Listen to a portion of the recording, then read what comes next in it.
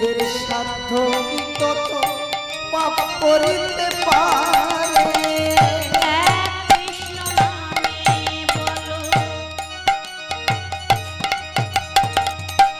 যত পাপ করে কলির যুগের সাধ্য কি তত পাপ করিতে পারে কৃষ্ণ নামে বলো যত পাপ হরে কলির জীবের সাধ্য কি তত পাপ করিতে পারে কৃষ্ণ নামে বলো যত পাপ করে কলির যুগের সাধ্য কি তত পাপ করিতে পারে হরি হরি হরি হরি হরি বল সবাই বল হরি বল হরি বল ত্রিগুণী নাই হরি হরি হরি মুক্তি বল সবে হরি বল মুক্তি বল সবে হরি বল হরি বল হরি হরি হরি হরি বল মুক্তি বল সবে হরি বল মুক্তি বল সবে হরি বল বলে নাচো তো গৌর ভকত মণ্ডলীর মাঝে গৌরহরি বলে নাচো তো অদ্বৈত আমিনা আমার গোরা নাচে যত জলির মাঝে আর নাচো তো অদ্বৈত আমিনা আমার গোরা নাচে যত গৌর ভগত মণ্ডলীর মাঝে না যত ভগত আমার গোরা নাচে বাজত গাওত মধুর কত যত বাজত গাবত মধুর ভগত যত বলি বাজত গাওত মধুর কত যত বাজত গাবত মধুর ভগত যত শোনো শোনো শোনো শোনো বলি বাজহিব কি গোরাজে আমার গোরা নাচে বাজতি বল রে আমার গোরা নাচে বাজতি বল রে আমার গোরা নাচে নাচে সোনার গোরা নাচে ওই তো আমার গোরা নাচে নাচে সোনার গোরা নাচে ওই তো আমার গোরা নাচে ভক্ত কিনার মাঝে নাচে আমার গোরা নাচে অদ্বৈত কিনার মাঝে ওই তো আমার গোরাই নাচে বহু সুন্দর একানিত্য করছে না গো। আপনাদের মতো অগণন ভক্তকে সঙ্গে করে নিয়ে বহু সুন্দর নৃত্য করছে। কেউ কেউ করে করে তালি দিয়ে করতাল বাজাচ্ছে, আবার কেউ কেউ মেধাসুরের অংশ থেকে মৃত্তিকা সৃষ্টি হয়েছিল, তার কিঞ্চিত অংশ নিয়ে আকার দিয়েছে, নাম রেখেছে কি মৃদঙ্গ। কেউ কেউ মৃদঙ্গ বাজাচ্ছে। আর গৌ সুন্দরের চরণের নকুর কেমন করে বাজছে?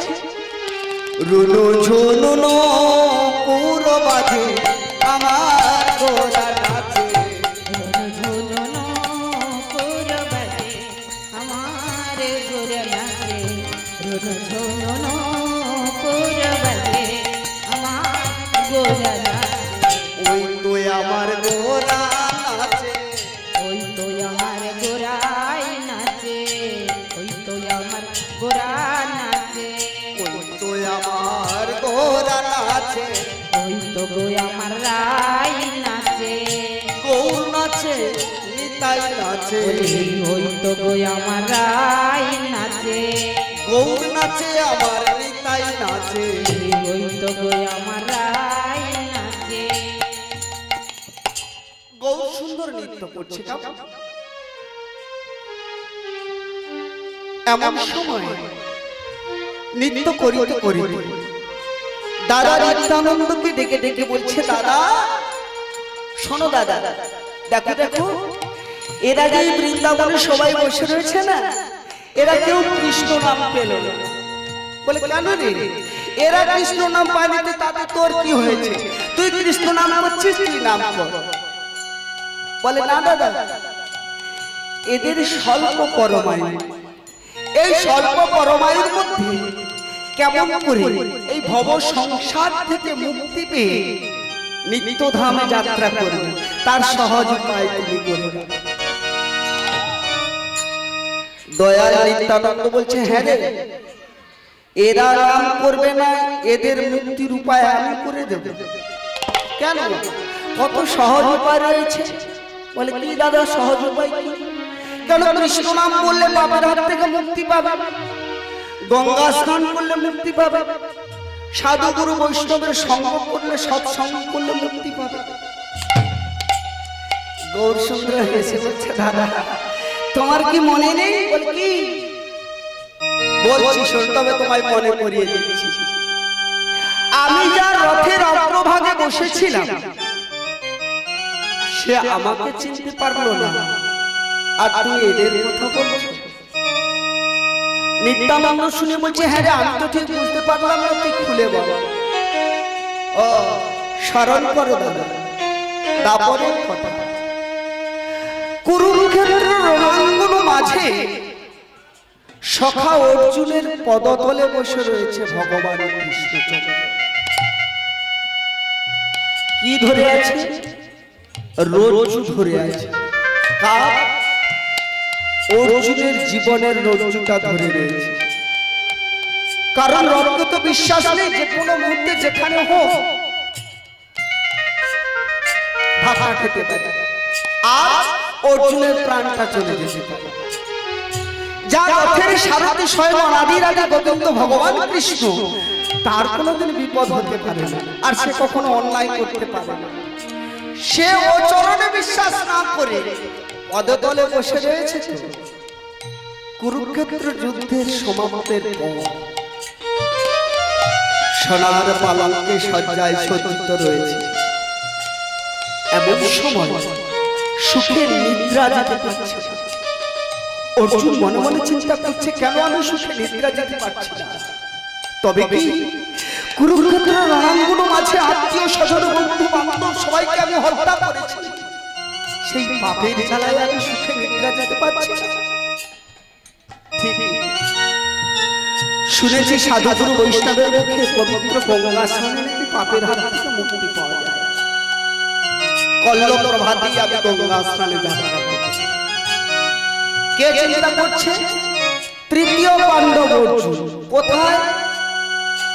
সোনার পালঙ্কে সজ্জায় সজ্জিত থেকে চিন্তা করছে।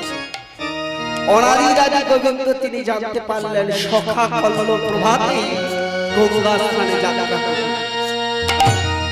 নিশিত প্রভাত হওয়ার আগেই ভগবান কৃষ্ণচন্দ্র এসে সখার দরজায় ধাক্কা দিচ্ছে আর বলছে, সখা ও সখা, বলি আমিও যাব গো, আমিও যাব গো, আমিও যাব গো, আমিও যাব গো।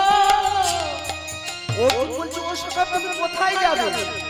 আমিও যাব। কেন? তুমি যে যাবে, আমি কোথায় যাব সখা? আমি তো কোথাও যাব না। ও সখা বলতে চাইছে না, সখা আমি জানি তুমি এখনই গঙ্গা স্নানে যাত্রা করবে, তাই আমিও যাব গো, আমিও যাব গো, আমিও যাব গো, আমিও যাব গো। গঙ্গা স্নানের হেতু, আমিও যাব গো, গঙ্গা স্নানের হেতু। আমিও যাব গো। বলছে আমি যাব সখা। অর্জুন বলছে হ্যাঁ সখা তুমি যাবে কেন? আমি না হয় গঙ্গা স্নানে যাব কেন? না আমি অন্যায় করেছি, পাপ করেছি, আত্মীয় স্বজন বন্ধু বান্ধব নিজের ভ্রাতাদের হত্যা করেছি, সেই পাপের হাত থেকে মুক্তি পেতে আমি গঙ্গা স্নান করতে যাব। তা তুমি যাবে কেন? ভগবান বলছে ও সখা তুমি তো যুদ্ধের পূর্বেই সবাইকে দর্শন করে গান্ডীবটা ত্যাগ করেছিলে আমি যুদ্ধ করব। তা সখা আমি তোমাকে যুদ্ধ করতে বাধ্য করলাম। তাই এবার সখা বিচার করে দেখো, যে চুরি করে বা অন্যায় করে আর যে অন্যায়কে প্রশ্রয় দেয় দুজনই সমান অধিকারী হলো না? তা সখা তুমি যদি পাপী হও এবার বিচার করে বলো আমি কি মহাপাপী নই গো? মহাপাপী নই গো, মহাপাপী নই গো, আমি মহাপাপী নই গো। তুমি বলো ও গো সখা মহাপাপী নই গো, তুমি বলো আমায় সখা। মহাপাপী নই গো। বেশ বেশ বেশ, এই সব করতে করতে কিন্তু ওদিকে দেরি হয়ে যাচ্ছে। কেমন? কারণ কল্ল প্রভাতে দিনমণি উদিতর পূর্বেই আমাদের স্নান করতে হবে। চলো সখা আমরা দুজনে মিলে যাত্রা করি, কেউ কিন্তু জানে না। ঠিক আছে, দুজনে মিলে যাত্রা করছে গঙ্গা স্নান। ভগবান রয়েছে অগ্রভাগে আর তৃতীয় পাণ্ডব অর্জুন রয়েছে ভগবানের পশ্চাৎ। চলেছে কোথায়? না গঙ্গা স্নান। আর গুটি গুটি পায়ে গঙ্গা স্নানে চলেছে আর দুজনা মিলে। গুটি গুটি পায়ে তারা করিলা গমন, গুটি গুটি পায়ে কার করিলা গমন। গঙ্গা স্নানে চলেছে। গঙ্গা স্নানে কিছু পথ যাওয়ার পরে অর্জুন মনে মনে ভাবছে পেছনে যেন কেউ আসছে।